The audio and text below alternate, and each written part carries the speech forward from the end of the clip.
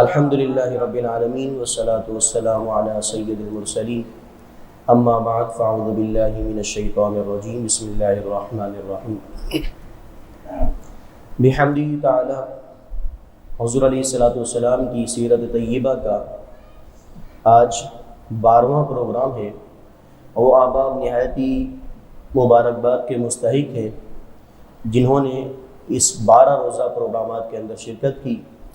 ہم دعا کرتے ہیں مالک علم ازل ہم سبھی کا یہاں بیٹھنا، یہاں ہر سانس کے بدلے مالک علم ازل ہم سبھی کو نیکیاں عطا فرمائے اور بیٹھنا بھی اپنی بارگاہ میں قبول فرمائے۔ تو تمام نمازی بھائیوں سے گزارش کی جاتی ہے نماز پڑھ کر قریب تشریف لے آئے۔ عزیزان محترم، گزشتہ جو ہمارا عنوان تھا وہ جنگ بدر کے بارے میں تھا، کس طرح اللہ تبارک و تعالی نے مسلمانوں کو جنگ بدر کے اندر کامیابی عطا فرمائی، کامرانی عطا فرمائی، نجات عطا فرمائی اور اسلام کا بول بالا فرمایا۔ اور اس کے آخر میں ہم نے عقیدے کی بات کی کہ حضور علیہ الصلوۃ والسلام نے جنگ بدر کے ان لاشوں سے خطاب فرما کر بتایا کہ تم نے دیکھا کہ ہم نے کس طرح اپنی بات کو منوایا اور اللہ کا وعدہ سچا ہے۔ تو حضرت عمر نے فرمایا یا رسول اللہ صلی اللہ تعالی وسلم، آپ مردوں سے خطاب فرما رہے ہیں، آپ ان کافرین سے خطاب فرما رہے ہیں، یہ تو لاشیں ہیں، ان کے تو جسم بھی جو ہے بعض کے پھول چکے ہیں، آپ ان لاشوں سے خطاب فرما رہے ہیں۔ تو حضور علیہ الصلوۃ والسلام نے ارشاد فرمایا یہ تم سے زیادہ سنتے ہیں لیکن یہ اس بات کا جواب نہیں دے سکتے، یعنی یہ میری باتوں کو اچھے طریقے سے سماعت کر رہے ہیں لیکن یہ جواب نہیں دے سکتے۔ تو اس بات سے ہم نے یہ عقیدہ اخذ کیا تھا، اس حدیث سے یہ مسئلہ ثابت ہوتا ہے کہ اللہ تبارک و تعالیٰ کے نیک بندے جن کو اللہ نے برکتیں عطا فرمائی ہیں وہ دنیا میں رہ کر بھی لوگوں کی مدد بھی فرماتے ہیں اور دنیا سے وصال کرنے کے بعد بھی لوگوں کی حاجت روائی کرتے ہیں اللہ تبارک و تعالیٰ کی دی ہوئی توفیق سے۔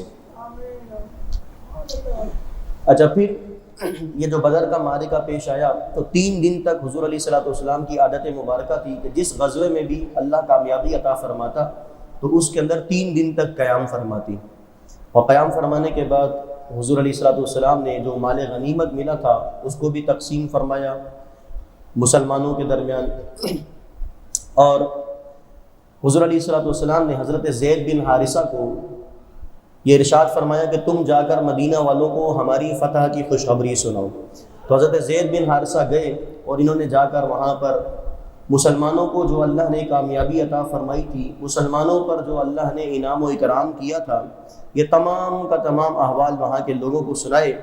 تو یوں حضور علیہ الصلوۃ والسلام کی تشریف آوری سے پہلے ہی تمام تر حالات سے لوگ باخبر ہو گئے تھے اور بڑی شدت کے ساتھ جانے کہنا جناب محمد الرسول اللہ کا انتظار کرنے لگے۔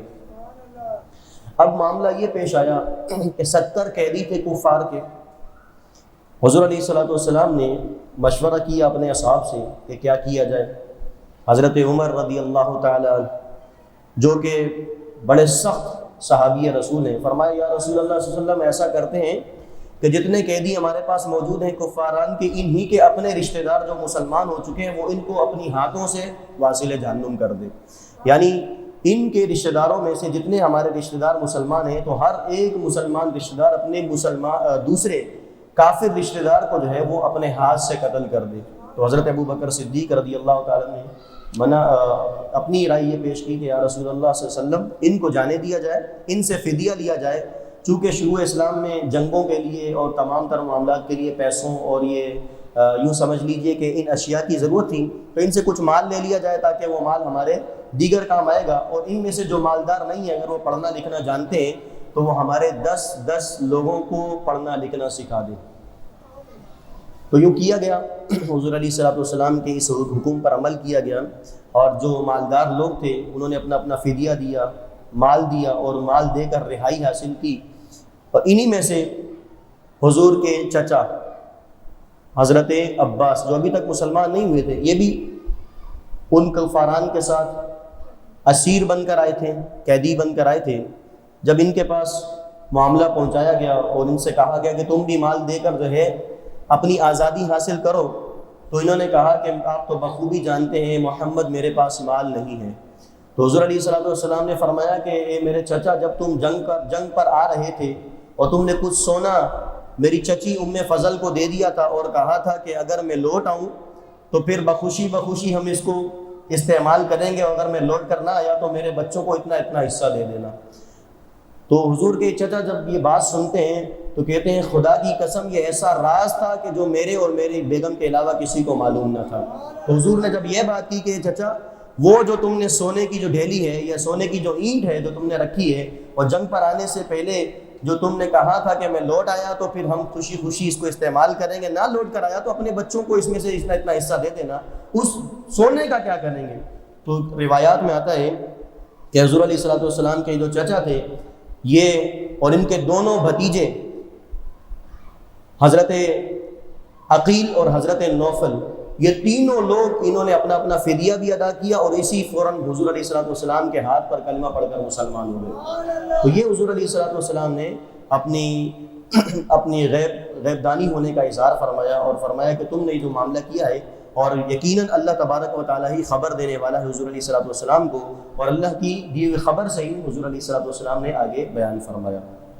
اب ہم آگے چلتے ہیں، ادھر جن کے اعزہ اقربا قتل ہو گئے تھے تو پورا کا پورا مکہ میں کوہرام مچ گیا، اور مکہ میں دوبارہ ایک آگ برپا ہو گئی کہ ہم مسلمانوں سے ہم اپنے رشتہ داروں کے خون کا بدلہ لیں گے، اور معاملہ یہاں تک آ گیا کہ ابو سفیان جو تھا اس نے مکہ میں اعلان کر دیا کہ کوئی بھی شخص روئے گا نہیں اپنے کسی مقتول پر، یعنی جس کو قتل کر دیا گیا ہے کوئی شخص پر روئے گا نہیں۔ اور روایات میں آتا ہے کہ کئی لوگ دل میں روتے تھے، اپنے مردوں پر روتے نہ تھے، کہ چونکہ وہ سردار تھے اور وہ اس بات کو برا جانتے تھے کہ ہم کسی کی موت پر روئیں۔ اب دیکھیے کہ کس قدر حال ہو چکا ہے، مسلمانوں نے ان کی اینٹ سے اینٹ بجا دی ہے اور وہ واصل جہنم ہو چکے ہیں، لیکن اس کے باوجود بھی ان کی پتھر دلی دیکھیے، باوجود اس کے کہ ہونا تو یہ چاہیے تھا کہ وہ مسلمانوں کے آگے سرنڈر کرتے، ہونا تو یہ چاہیے تھا کہ وہ مسلمانوں کے آگے جو ہے وہ ان کی بلندی کا اعتراف کرتے۔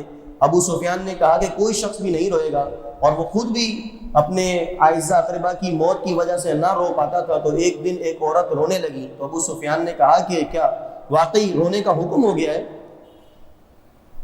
اسود جو تھے، انہوں نے جب دیکھا کہ ایک عورت رو رہی ہے تو انہوں نے پوچھا کہ کیا رونے کا حکم ہوا ہے؟ تو کسی نے بتایا یہ اونٹ پر رو رہی ہے، اس کا اونٹ گم ہو گیا ہے تو اس پر رو رہی ہے۔ تو یہ اسود جو تھے یہ کہنے لگے کہ اگر رونا ہی ہے تو میرے جو بچے شہید ہوئے حارث اور عقیل جو شہید ہوئے ان پر رویا جائے، یہ اونٹ تو ایک عارضی چیز ہے، اس پر رو کر کیا کرنا۔ تو ان کی پتھر دلی کا یہ حال تھا کہ اپنے اعزہ اقربا پر روئے بھی نہ، بلکہ پہلے سے زیادہ مسلمانوں اور حضور علیہ الصلوۃ والسلام کے جانی دشمن بن گئے۔ ادھر ہم دیکھتے ہیں مجاہدین بدر کے فضائل۔ جو صحابہ کرام جنگ بدر میں شریک ہوئے انہیں مجاہدین بدر کہا جاتا ہے۔ کیا کہا جاتا ہے؟ مجاہدین بدر۔ اور ان تمام کو یہ خصوصیت کے ساتھ یہ شرف حاصل ہے کہ حضور علیہ الصلوۃ والسلام نے فرمایا کہ بے شک اللہ تعالیٰ اہل بدر سے واقف ہے، اور اس نے یہ فرما دیا ہے کہ اب تم جو چاہے عمل کرو اللہ تعالیٰ تمہیں جنت عطا فرمائے گا۔ تو یہ خوشخبری اور بشارت جنگ بدر کے اندر شریک ہونے والے مسلمانوں کے لیے حضور علیہ الصلوۃ والسلام کی زبان اقدس سے جاری ہوئی کہ یہ ایسے ذی شرف انسان ہیں، یہ ایسے ذی شرف لوگ ہیں کہ آج کے بعد جو چاہے عمل کریں یہ پھر بھی جنتی ہیں۔ یہ تقریباً 313 اصحاب حضور علیہ الصلوۃ والسلام کے۔ اس کے بعد ابو لہب جو تھا یہ نہیں گیا تھا، یہ قافلے میں شریک نہیں ہوا تھا، اس نے مسلمانوں کے خلاف لڑا تو نہیں تھا، البتہ یہ 8 دن بعد اس کو ایک ایسی بیماری لگی، چیچک کی بیماری لگی، اور وہاں کے جو لوگ تھے وہ چیچک سے بہت زیادہ نفرت کرتے تھے، اور وہ سمجھتے تھے کہ اگر ہم نے کسی کو ہاتھ لگا لیا تو وہ بیماری ہمیں بھی پھیل جائے گی۔ اور ابو جہل کے جو بیٹے تھے وہ بھی ابھی پریشان، ابو لہب کے جو بیٹے تھے وہ بھی پریشان ہو گئے کہ اب کیا کیا جائے۔ اور بالآخر انہوں نے لکڑیاں لے کر، چونکہ لوگوں کے سامنے عزت بھی بچانی تھی اور لوگوں کو دکھانا بھی تھا کہ ہم نے اپنے باپ کو جو ہے وہ دفنا دیا ہے، تو انہوں نے لکڑیاں لے کر ایک گڑھا کھودا اور لکڑیوں کے ذریعے اس کو ڈالا، اور روایات میں آتا ہے کہ بہت دور دور لوگ کھڑے ہوئے وہاں سے پتھر پھینکے، اور یوں ابو لہب کا خاتمہ ہوا اور یوں یہ زمین کے اندر اس کو دفن کیا گیا۔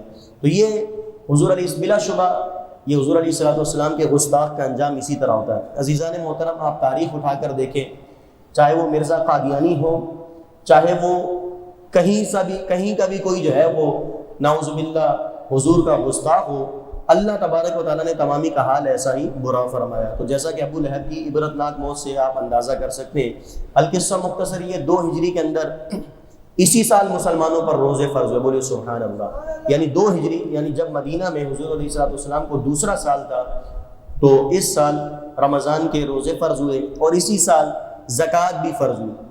کیا فرض ہوئی؟ زکوٰۃ، یعنی 2 ہجری کے اندر روزے بھی فرض ہوئے، زکوٰۃ بھی فرض ہوئی، اور نماز کی طرح زکوٰۃ کے مسائل بھی، اور نماز کی طرح زکوٰۃ، جس طرح نماز فرض ہے اس طرح زکوٰۃ بھی مسلمانوں پر فرض ہو گئی۔ اسی سال کے اندر حضور علیہ السلام نے عید الفطر کی نماز ادا کی اور عید الاضحیٰ کی بھی نماز ادا کی 2 ہجری کے اندر۔ اس سے پہلے حضور علیہ السلام نے یہ نمازیں ادا نہیں فرمائی تھی۔ تو یہ 2 ہجری کے اہم ترین واقعات میں نے آپ کے سامنے بیان کیے۔ اب ہم آگے بڑھتے ہیں 3 ہجری۔ 3 ہجری کا مطلب کیا؟ حضور علیہ السلام کی کتنی عمر ہوگی بتائیے ذرا آپ لوگ بتائیے، یعنی مکہ میں کتنے سال گزارے حضور علیہ السلام نے؟ 53 سال۔ تو جب مدینہ میں آئے، اور تیسری ہجری کا مطلب کیا ہوگا بتائیے؟ 56 سال تقریباً۔ تو یعنی حضور علیہ السلام کی جب زندگی مبارکہ 56 سال ہوئی، تو اہم ترین واقعات آپ کے سامنے پیش کرتے ہیں۔ جنگ احد، ایک عظیم ترین معرکہ، یہ 3 ہجری میں پیش آیا، اور اس کا وہی سبب بنا کہ جو قتل کیے جا چکے تھے، جو واصل جہنم کیے جا چکے تھے، ان کے لواحقین نے مسلمانوں کے خلاف سازشیں کی، اور مسلمانوں کے خلاف خون کا بدلہ خون کا نعرہ بلند کیا، اور یہ اتنا عروج پکڑ گیا کہ دوبارہ جنگ احد کا عظیم معرکہ پیش آیا۔ اچھا، اب ہم ذرا آگے چلتے ہیں اور دیکھتے ہیں کہ یہ لوگ سارے کے سارے مکہ میں تھے، انہوں نے پلاننگ تیار کی، اور تقریباً 3000 3000 لوگ لے کر کفاران، اور باقاعدہ طور پر انہوں نے یہ اعلان کر رکھا تھا کہ جتنا نفع حاصل ہوگا وہ تمام کا تمام ہم مسلمانوں اور ان کے نبی کے خلاف جنگی آلات خریدیں گے، ساز و سامان خریدیں گے۔ تو اس بات پر ابو سفیان نے ایگری کیا، اور اس سال جتنی بھی تجارت ہوئی یا جتنا بھی مال بچا انہوں نے وہ پورا سال تیاری کی، اور تیاری کے ساتھ 3000 کا لشکر جو ہے یہ لے کر مدینہ کی طرف چڑھائی کے لیے روانہ ہوئے۔ اور ادھر حضور علیہ السلام کو بھی معلوم چلا کہ یہ جو کفاران ہیں یہ جنگ بدر کا بدلہ لینے کے لیے، یہ جو ہے دوسری جنگ کے لیے آمادہ ہو چکے ہیں۔ آپ کو میری باتیں سمجھ میں آ رہی ہیں؟ زیادہ مشکل باتیں تو نہیں ہیں۔ جنگ احد کے لیے یہ دوسری جنگ کے لیے تیار ہو چکے ہیں۔ تو حضور علیہ السلام کو یہ جب خوفناک خبر ملی، تو آپ نے 5 شوال 3 ہجری کو حضرت عدی بن فضالہ رضی اللہ تعالیٰ عنہ کے 2 لڑکوں حضرت انس اور حضرت مونس رضی اللہ تعالیٰ عنہما کو جاسوس بنا کر کفار قریش کی خبر لانے کے لیے بولا کہ جاؤ اور دیکھو وہ کہاں تک پہنچے ہیں، وہ کتنے لوگ ہیں، تاکہ ہم بھی اس کی تیاری کریں۔ چنانچہ ان دونوں نے آ کر یہ پریشان کن خبر دی کہ ابو سفیان کا لشکر مدینہ کے بالکل قریب آ گیا ہے، اور ان کے گھوڑے اس قدر آگے بڑھ چکے ہیں کہ مدینہ کی جو چراگاہیں تھی، جو گھاس وغیرہ تھا، وہ بھی کھا چکے ہیں۔ تو یہ ایک ایسی خبر تھی جس کے اندر مسلمان جو تھے وہ سارے کے سارے حشاش بشاش اور باقاعدہ ایک پریشانی کے عالم میں نظر آئے کہ اب کیا کیا جائے۔ یہ خبر سن کر 14 شوال کو 3 ہجری کو جمعے کی رات میں حضرت سعد بن معاذ اور حضرت اسید اور دیگر لوگ یہ ہتھیار لے کر انصاریوں کے ساتھ رات بھر حضور علیہ السلام کا پہرا دیتے رہے۔ اور آگے ہم دیکھتے ہیں کہ منافقوں کا سردار عبداللہ بن ابی ایک مجلس میں شریک ہوتا ہے جس میں حضور علیہ السلام بھی شریک ہیں، اور اس نے بھی یہی کہا کہ شہر میں پناہ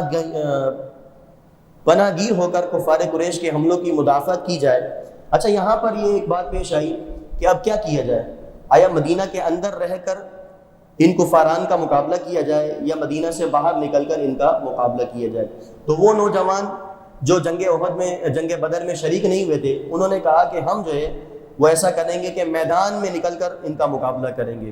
تو حضور علیہ الصلوۃ والسلام نے زرہ پہن لی اور جنگی سامان وغیرہ جو ہے وہ آپ نے پہن لیا۔ جب آپ باہر تشریف لائے تو سب کا ارادہ بدل چکا تھا اور سب نے کہا کہ ہم یہ چاہتے ہیں کہ مدینہ کے اندر ان کو بلایا جائے اور پھر ان کا کلا کما کیا جائے۔ اب حضور علیہ الصلوۃ والسلام نے فرمایا کہ پیغمبر کو یہ زیب نہیں دیتا کہ وہ ہتھیار پہن کر اتار دے یہاں تک کہ اللہ تعالیٰ اس کے اور اس کے دشمنوں کے درمیان فیصلہ فرما دے۔ اب تم لوگ خدا کا نام لے کر میدان میں نکلو، اگر تم لوگ صبر کے ساتھ میدان جنگ میں ڈٹے رہو گے تو اللہ تمہاری ضرور مدد فرمائے گا۔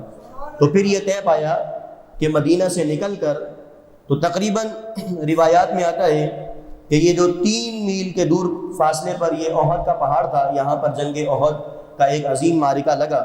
پھر حضور علیہ الصلوۃ والسلام نے اپنا ایک جھنڈا قبیلہ اوس کا حضرت اسید بن حضیر اور قبیلہ خزرج کا جھنڈا حضرت خباب بن منظر رضی اللہ تعالیٰ عنہ کو اور مہاجرین کا جھنڈا حضرت علی رضی اللہ تعالیٰ عنہ کو دیا، اور 1000 کی فوج لے کر تیار ہو کر مدینہ سے باہر نکلے۔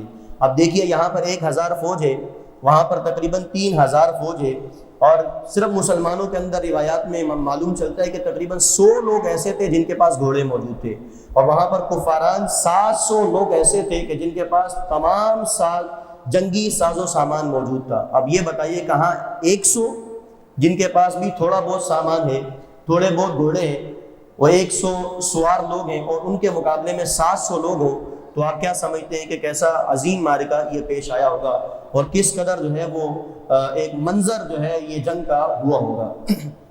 اب ہم دیکھتے ہیں کہ شہر سے جیسے حضور علیہ الصلوۃ والسلام باہر نکلے، حضور نے دیکھا کہ ایک فوج چلی آ رہی ہے۔ آپ نے پوچھا یہ کون لوگ ہیں؟ تو لوگوں نے بتایا کہ یا رسول اللہ صلی اللہ علیہ وسلم یہ رئیس المنافقین عبداللہ بن ابی کی طرف سے یہ یہودیوں کا لشکر آیا ہے، اور یہودی یہ چاہتے ہیں کہ ہم مسلمانوں کے ساتھ مل کر مشرکین کا مقابلہ کریں۔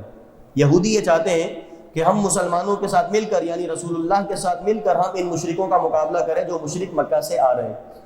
تو حضور علیہ الصلوۃ والسلام نے ارشاد فرمایا ان لوگوں کو کہہ دو کہ واپس لوٹ جائیں، ہم مشرکوں کے مقابلے میں مشرکوں کی مدد نہیں لیں گے۔ یعنی یہ یہودی بھی ایک قسم کے شرک کرنے والے ہیں، اور وہ جو سامنے ہیں وہ بھی مشرک ہیں، تو ہم مشرکوں کے مقابلے میں مشرکوں سے کوئی مدد نہیں لیں گے۔ چنانچہ یہودیوں کا جب یہ لشکر واپس گیا تو عبداللہ بن ابی بھی یہ حضور علیہ الصلوۃ والسلام کے لشکر کے ساتھ تھا، اور اس کے ساتھ 300 لوگ تھے۔ کتنے لوگ تھے بتائیے؟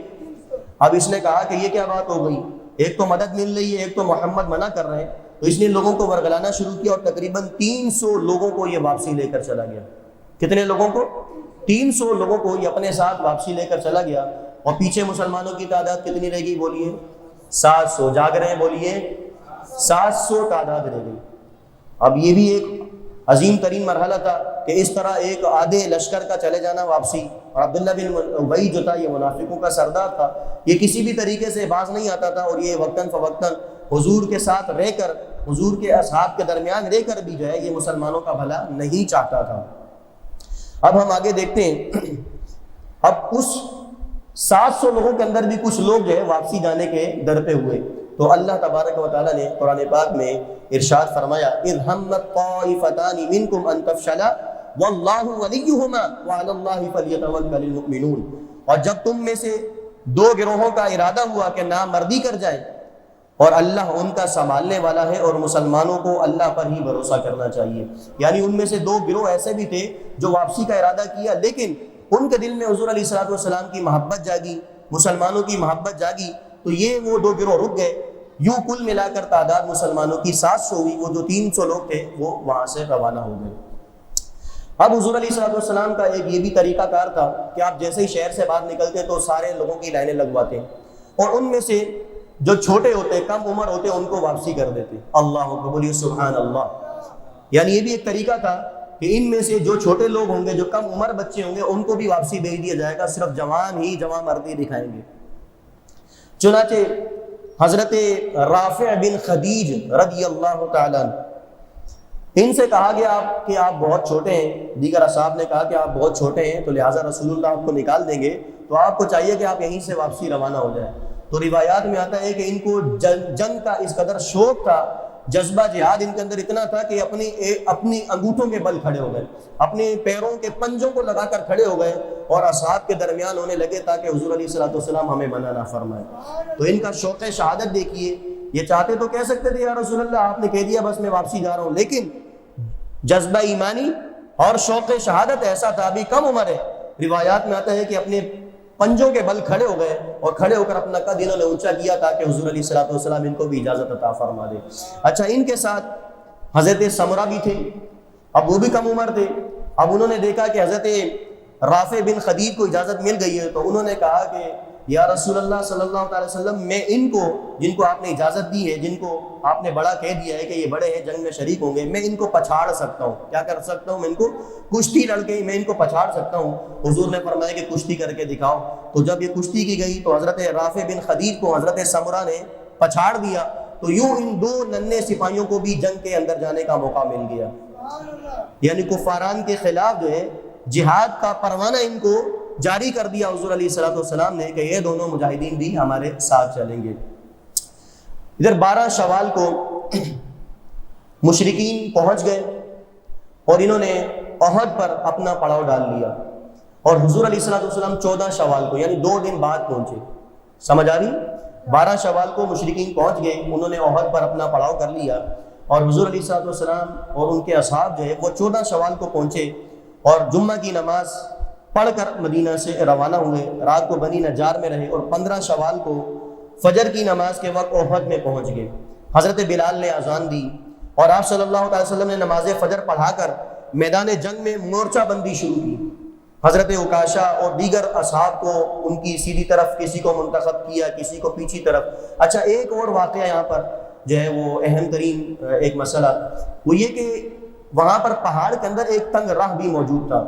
اب وہ تنگ راہ پر حضور علیہ الصلوۃ والسلام نے اپنے 50 اصحاب کا ایک دستہ مقرر فرمایا کہ یہ لوگ یہیں ٹھہریں گے اور یہاں سے نہ ہٹیں گے جب تک ہم خود آ کر ان کو نہ کہیں ہٹنے کا.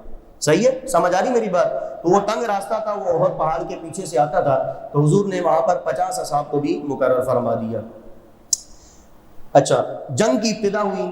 سب سے پہلے قریش کی عورتوں نے دف بجایا. اچھا، یہ وہ جنگ تھی کہ جس کے اندر قریش کی عورتیں یعنی کفاران کی قریشیں بھی عورتیں ابھی شامل ہوئی تھی، اور ہند چونکہ ان کے باپ جو تھے وہ جنگ بدر میں مارے جا چکے تھے، انہوں نے اسپیشلی طور پر حضرت امیر حمزہ رضی اللہ تعالیٰ عنہ حضور کے چچا کے مقابلے کے لیے وحشی کو باقاعدہ طور پر پیمنٹ دے کر، یعنی یوں سمجھیے کہ پیسے دے کر ان کو لیا تھا. اور ایک روایت میں یہ بھی ہے کہ وحشی جو تھے یہ غلام تھے، اور ہند نے کہا تھا کہ اگر تم امیر حمزہ کو قتل کر دو گے، شہید کر دو گے تو میں تمہیں آزاد کر دوں گی.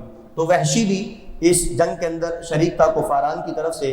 لیکن بعد میں اللہ تبارک و تعالیٰ کا کرم ہوا اور یہ حضرت وحشی بن گئے، یعنی یہ کلمہ پڑھ کر مسلمان ہو گئے تھے. اور یہی وہ عظیم معرکہ ہے کہ اس کے اندر عورتیں بھی آئی اور اس میں ہند بھی موجود تھی، جس نے نعوذ باللہ من ذالک حضور علیہ الصلوۃ والسلام کے چچا حضرت امیر حمزہ کے شہید ہو جانے کے بعد ان کے سینے کو چاک کیا اور کلیجہ چبایا اور کلیجہ کھانے کی کوشش کی، لیکن وہ چونکہ خون اور اس کی وجہ سے سخت ہونے کی وجہ سے اس نے جو ہے اس کو تھو کر دیا، یعنی پھینک دیا. تو یہ حضور علیہ الصلوۃ والسلام کے چچا کے ساتھ یہ واقعہ پیش آیا. اچھا، ہم آگے چلتے ہیں اور دیکھتے ہیں کہ یہ جو کفاران کی جو عورتیں تھیں انہوں نے دف بجانا شروع کیا اور یہ بڑے شان اور شوکت کے ساتھ، گھمنڈ کے ساتھ یہ آگے بڑھی اور انہوں نے یہ گن گائے کہ ہم آسمان کے تاروں کی بیٹیاں ہیں اور ہم قالینوں پر چلنے والی ہیں. اگر تم بڑھ کر مقابلہ کرو گے تو ہم تم سے گلے ملیں گی، اور اگر تم نے پیچھے قدم ہٹا دیا تو ہم تم سے الگ ہو جائیں گی. یعنی یہ مشرکوں کے الگ الگ رواج تھے، یہ دف بجاتے اور آگے بڑھتے چلے گئے. یوں ایک معرکہ شروع ہوا. اچھا، یہاں پر ایک اور اہم ترین مسئلہ پیش آیا، وہ یہ آیا کہ مشرکوں کی صف میں سے ایک شخص نکلا، اس کا نام تھا ابو عامر اوسی، اوسی بھی کہتے ہیں اس کو، جس کی عبادت اور پارسائی جو ہے وہ مدینہ میں پہلے سے زیادہ مشہور تھی. اس کو راہب کہا جاتا تھا، لیکن حضور علیہ الصلوۃ والسلام نے اس کا نام فاسق رکھا تھا. کیا نام رکھا تھا؟ فاسق. چونکہ یہ لوگوں کو اپنی طرف متوجہ کر لیتا تھا، عبادت گزار تھا، مدینہ میں اس کے بڑے نام کے چرچے تھے. جیسے ہی حضور علیہ الصلوۃ والسلام مدینہ پہنچے تھے ہجرت کر کے، تو یہ حسد کی وجہ سے یہ دوبارہ مکہ چلا گیا اور وہاں کے لوگوں کو ابھارتا رہتا حضور علیہ الصلوۃ والسلام کے خلاف. اس کے ذہن میں یہ گمان تھا کہ جب میں ان لوگوں کے سامنے آؤں گا جو مجھے راہب جانتے تھے، جو مجھے نیک آدمی جانتے تھے، تو ہو سکتا ہے کہ مسلمانوں کے کچھ اور لوگ توڑنے میں میں کامیاب ہو جاؤں. جب میں ان کے سامنے جاؤں گا اور جا کر ان کو اپنا واعظ سناؤں گا تو ممکنات میں سے کہ حضور کے چند لوگ جو ہے وہ دوبارہ ٹوٹ کر میری طرف آ جائیں. تو یہ آگے بڑھا اور اس نے آ کر کہا کہ لوگوں تم تو مجھے جانتے ہو اور تم رسول اللہ کا ساتھ چھوڑ دو. اور اس نے کہا کہ تم لوگ تو مجھے پہچانتے ہو, میں ابو عامر راہب ہوں. انصار نے چلا کر کہا ہاں تو فاسق ہے. کیا ہے؟ تو فاسق ہے. کہاں اس کا نام راہب تھا, لیکن رسول کریم صلی اللہ علیہ وسلم نے اس کو ایک بار فاسق فرما دیا تو حضور کے تمام اصحاب نے اس کا نام فاسق رکھ دیا. اب جب اس نے یہ سنا کہ فاسق کہا گیا ہے تو یہ آگ بگولا ہو گیا اور یہ واپسی چلا گیا اور اس نے جا کر کہا کہ اب کوئی دال گلنے والی نہیں ہے. محمد اور اس کے اصحاب اب باقاعدہ طور پر ایمانی دولت سے لبریز بھی ہیں اور محمد نے اپنے اصحاب کو ایسا جام پلا دیا ہے کہ یہ شہید تو ہو سکتے ہیں, اب یہ پیچھے ہٹنے والے نہیں ہیں. ادھر ہم دیکھتے ہیں کفار کا ایک علم بردار طلحہ بن ابو طلحہ سب سے نکل کر میدان میں آیا اور کہنے لگا کیوں مسلمانوں, تم میں سے کوئی ایسا ہے یا تو وہ مجھے دوزخ پہنچا دے یا خود کو میرے ہاتھ سے جنت میں پہنچا دے. اس کا یہ گھمنڈ سے بھرا ہوا کلام سن کر حضرت علی شیر خدا کرم اللہ تعالی وجہ الکریم نے فرمایا ہاں میں ہوں. یہ کہہ کر فاتح خیبر نے ذوالفقار کے ایک ہی وار سے اس کا سر پھاڑ دیا, وہ نیچے گر گیا اور آپ نے اس کو زندہ چھوڑ کر واپسی لوٹے. تو مسلمانوں نے کہا کہ آپ نے اس کو مارا کیوں نہیں؟ کہا کہ جب میں نے اس کو ایک بار مارا تو اس کا ستر کھل گیا, اس کا ستر کھل گیا اور اس نے مجھ سے کہا کہ مجھے میرا ستر ڈھکنے دو, تو مجھے اس سے حیا آئی تو میں نے اس کو ویسے ہی چھوڑ دیا. تو گویا کہ یہ حضرت علی کرم اللہ تعالی وجہ الکریم کا خاصہ تھا, یہ آپ کی فضیلت تھی کہ آپ جنگ کے اندر بھی مسلمانوں کو کفاران کو جو بظاہر جو ہے وہ اسلام کے خلاف ہوتے, اگر ان کو وہ بھی اگر آپ سے کچھ سوال کرتے تو آپ ان کو پورا کر دیا کرتے تھے. ہم آگے چلتے ہیں اور دیکھتے ہیں کہ یہ گمسان کی جنگ جاری ہے اور یوں مسلمانوں اور کافروں کے درمیان گتھم گتھا کی لڑائی ہو رہی ہے. اسی حال میں حضور علیہ السلام کے ہاتھ میں ایک تلوار ہے. بولیے سبحان اللہ. بڑی کام کی بات کرنے لگا ہوں. حضور علیہ السلام نے فرمایا کہ یہ تلوار ہے اور اس تلوار کا حق کون ادا کرے گا؟ بولیے سبحان اللہ. اس تلوار کا حق ادا کون کرے گا؟ حضرت ابو دجانہ رضی اللہ تعالیٰ عنہ کھڑے ہوئے, دیگر صحابہ بھی آگے بڑھے کہ کہیں کسی طریقے سے حضور کی یہ تلوار مل جائے, لیکن یہ خوش قسمتی حضرت ابو دجانہ کے ہاتھ میں آئی اور انہوں نے حضور کی تلوار لی اور کہا یا رسول اللہ صلی اللہ علیہ وسلم اس کا حق کیا ہے؟ اس کا حق کیا ہے؟ حضور علیہ السلام نے فرمایا اس کا حق یہ ہے کہ یہ اللہ کے لیے لڑتے لڑتے ٹیڑھی ہو جائے. اس کا حق یہ ہے اتنے کافروں کو مارو اس کے ذریعے کہ یہ تلوار ٹیڑھی ہو جائے.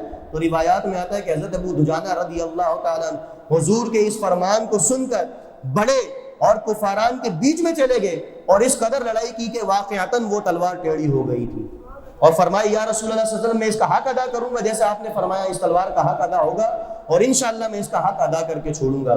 اسی طرح ہم آگے بڑھتے ہیں. حضرت امیر حمزہ رضی اللہ تعالیٰ عنہ کو شہید کر دیا جاتا ہے. وحشی جو ہے دور سے نشانہ لگاتا ہے اور حضرت امیر حمزہ رضی اللہ تعالیٰ عنہ کا وصال ہو جاتا ہے, آپ شہید ہو جاتے ہیں. پھر ہم آگے دیکھتے ہیں حضرت حنظلہ رضی اللہ تعالیٰ عنہ.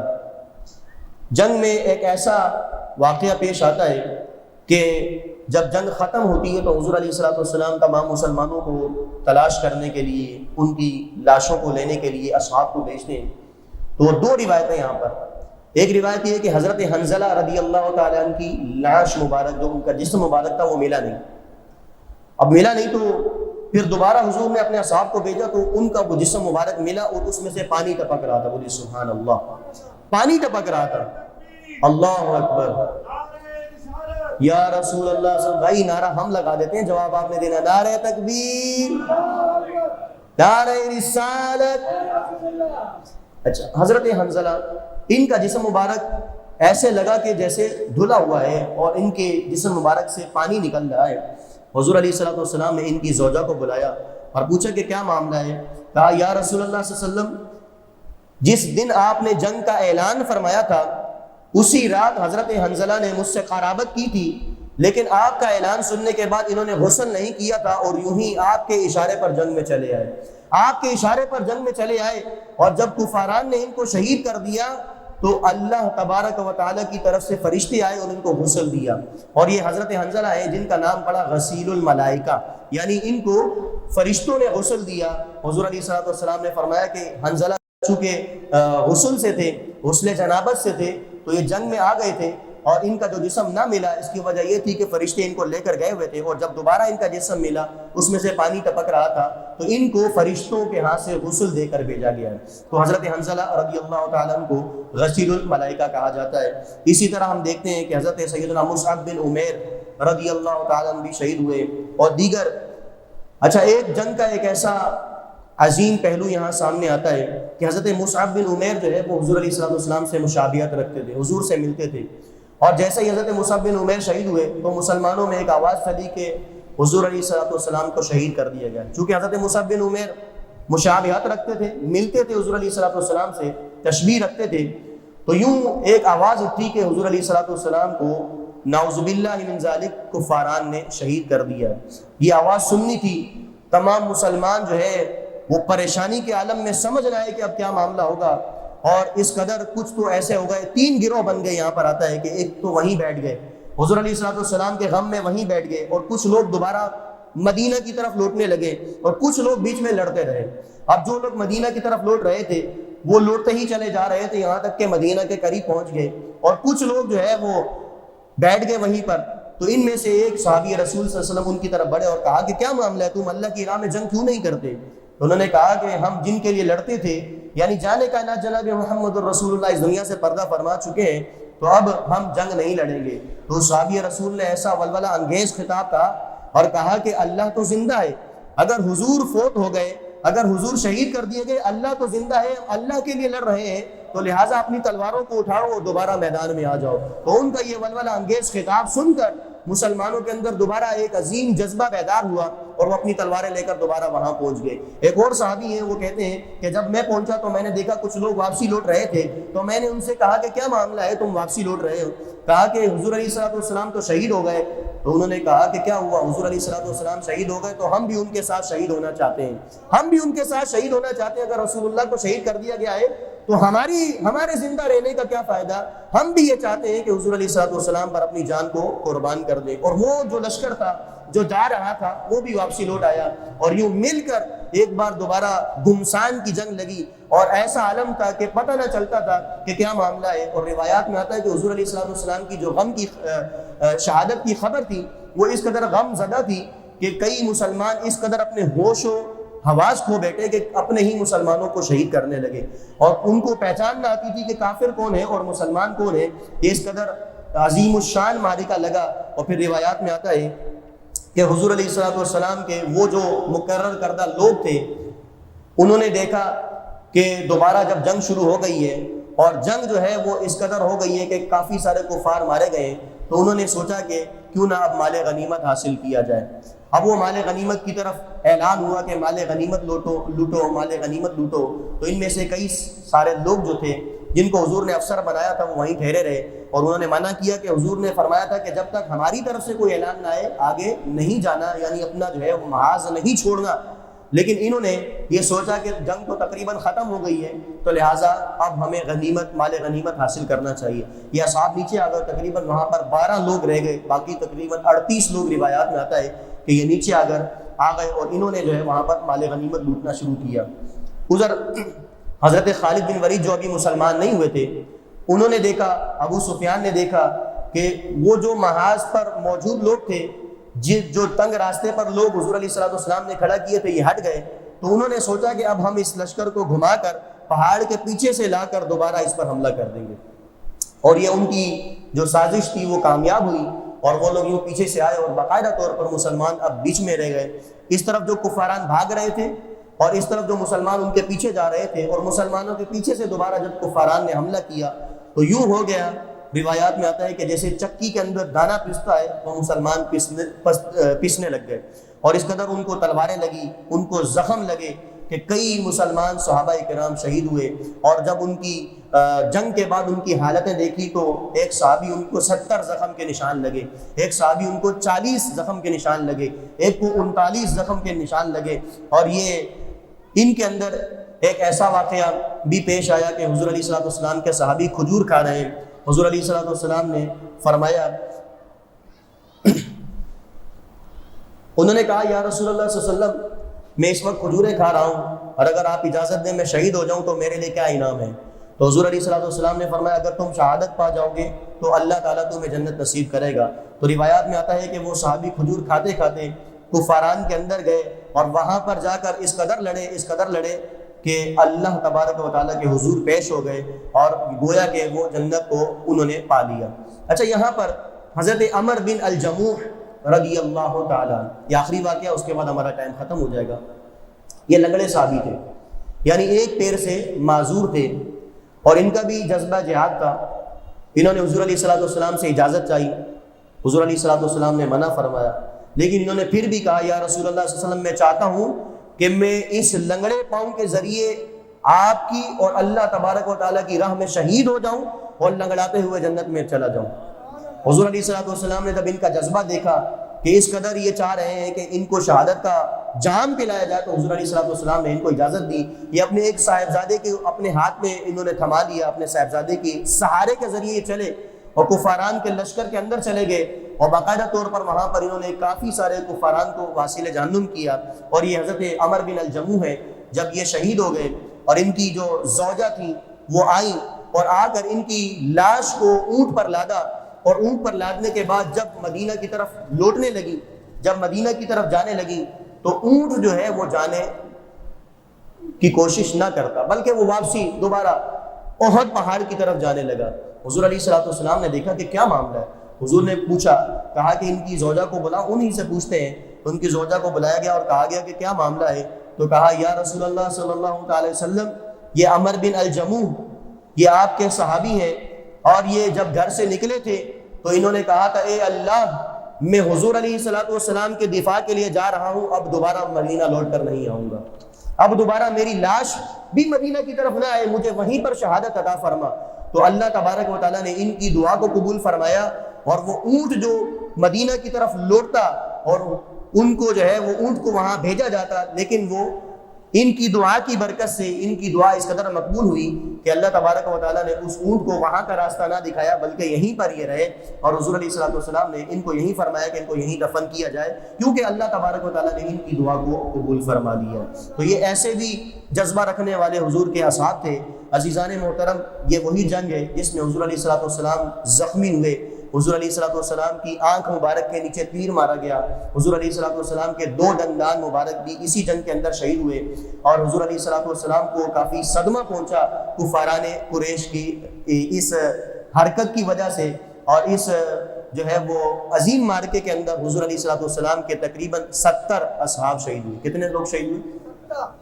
70 اصحاب شہید ہوئے جنگ احد کے اندر، اور اس کے اندر ہمیں صحابہ کرام کی جانثاری کے واقعات ملتے ہیں اور دیگر صحابیات، حضور علیہ الصلوۃ والسلام کی صحابیات کے واقعات جانثاری کے ملتے ہیں، اور پھر ہم دیکھتے ہیں کہ ایسا معرکہ پیش آتا ہے کہ حضور علیہ الصلوۃ والسلام اپنے اصحاب کو لے کر ایک گھاٹی کے پیچھے وہاں بیٹھ جاتے ہیں، اور وہاں چونکہ اب جنگ جو ہے وہ بظاہر یوں لگ رہا تھا کہ کفاران جیت چکے ہیں، تو ابو سفیان نے کھڑے ہو کر یہ کہا کہ کہاں ہے محمد؟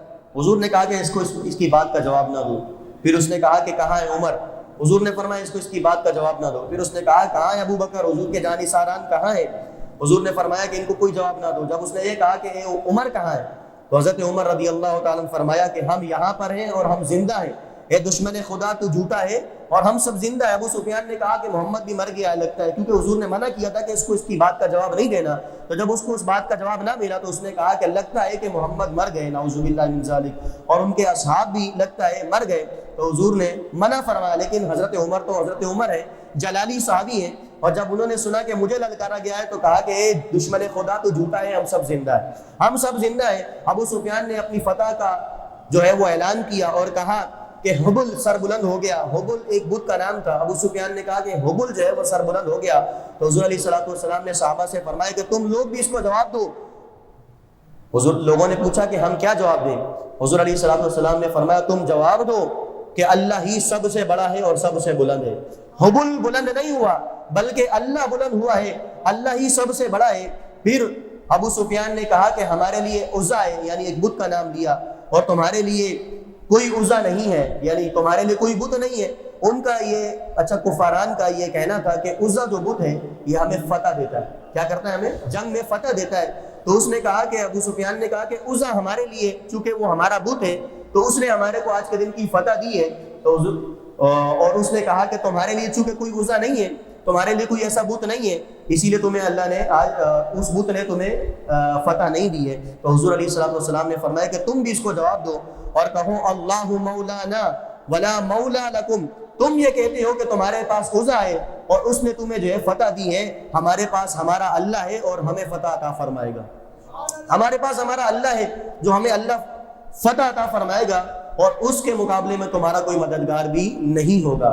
تو یوں ابو سفیان نے بآواز بلند بڑے فخر سے اعلان کیا کہ آج کا دن جو ہے وہ بدر کا حساب ہے، ہم نے مسلمانوں سے جنگ احد کے اندر حساب لے لیا۔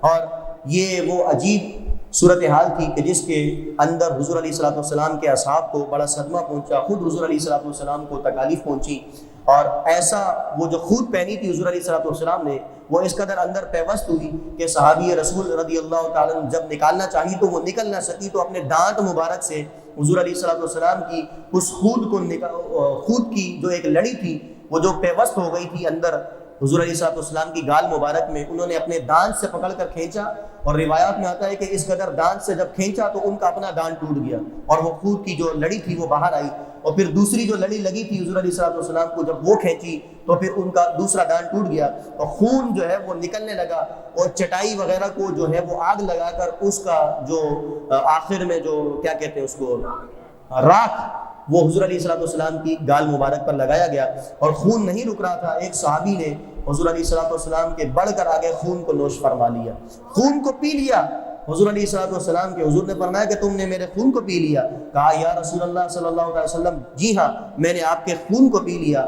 تو آپ روایات میں پڑھتے ہیں کہ ایسے واقعات بھی ہیں کہ جنہوں نے حضور علیہ الصلوۃ والسلام کے خون کو پیا یا حضور علیہ الصلوۃ والسلام کے بول و براز کو پیا تو وہ لوگ ایسے لوگ تھے کہ خاندان میں ان کے کبھی پیٹ کی بیماریاں پیدا نہیں ہوئی۔ تو حضور علیہ الصلوۃ والسلام کا خون بھی پاک ہے، حضور علیہ الصلوۃ والسلام کا لعاب بھی پاک ہے، حضور علیہ الصلوۃ والسلام کا جو بول اور براز وغیرہ جو ہم کرتے ہیں، پیشاب پاخانہ کرتے ہیں، یہ حضور علیہ الصلوۃ والسلام کا یہ بھی پاک ہے۔ اس پر متفقہ فیصلہ ہے علماء کا، اور لوگ کہتے ہیں نبی ہماری طرح ہے، یہ بتائیے کہ نبی ہماری طرح ہے تو ہمارا تو پیشاب ناپاک ہے۔ خود حضور علیہ الصلوۃ والسلام نے پیشاب کے قطروں سے بچنے کا حکم دیا ہے، کہاں تمہارا پیشاب اور کہاں پر حضور علیہ الصلوۃ والسلام کا لعاب مبارک۔ یہ سوچنے کی باتیں ہیں۔ اللہ تعالی ہم سبھی کو اہل محبت میں سے رکھے اور آج کی ہماری اس حاضری کو قبول فرمائے۔